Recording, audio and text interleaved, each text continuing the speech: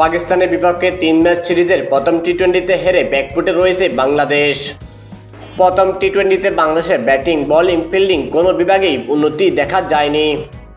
তাই তো লিটন কুমার দাস দ্বিতীয় টি-20তে একাধিক পরিবর্তনের আভাস দিয়েছেন।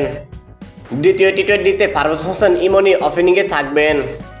যদিও পাকিস্তানের বিপক্ষে প্রথম টি-20তে তিনি ভালো করতে পারেননি, কিন্তু তবুও তার উপরই ভরসা রাখবেন লিটন দাস।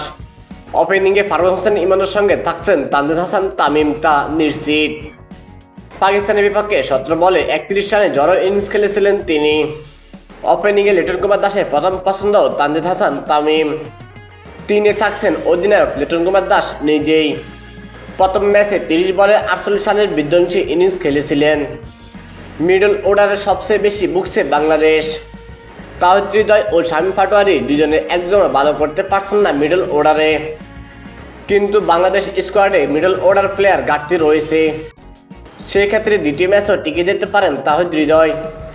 তাওহিদ হৃদয়ের সঙ্গে মিডল অর্ডারে থাকছেন জাকের আলী অনিক। উইকেট রক্ষক ও হার্ড হিটার ব্যাটার হিসেবে খেলছেন জাকের আলী।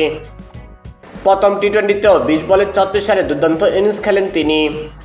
প্রথম ম্যাচে খারাপ করা শামীম পাটোয়ারির জায়গায় আসতে পারেন মেহেদী হাসান মিরাজ। অলরাউন্ড পারফরমেন্সে ম্যাচের যে কোনো পরিস্থিতিতে তিনি দলে ভূমিকা রাখতে পারেন। একমাত্র লেগ স্পিনার হিসেবে থাকছেন রিশাদ হোসেন।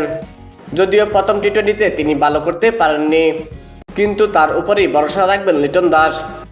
সদ্য শেষ হওয়া পিএসএলও তিনি দারুণ পারফর্ম করেছিলেন। রিশাদ হোসেনের সাথে একমাত্র বাঁহাতি স্পিনার হিসেবে থাকছেন তানভীর ইসলাম। মূলত শেখ মাহিদি প্রথম টি-20তে খারাপ করায় তানভীর ইসলামকে জায়গা দিতে যাচ্ছে লিটন দাস। এরপরই পেস বিভাগে থাকবেন শরীফুল ইসলাম। প্রথম টি-20তে 3 ওভারে 1 উইকেট নিয়েছিলেন তিনি।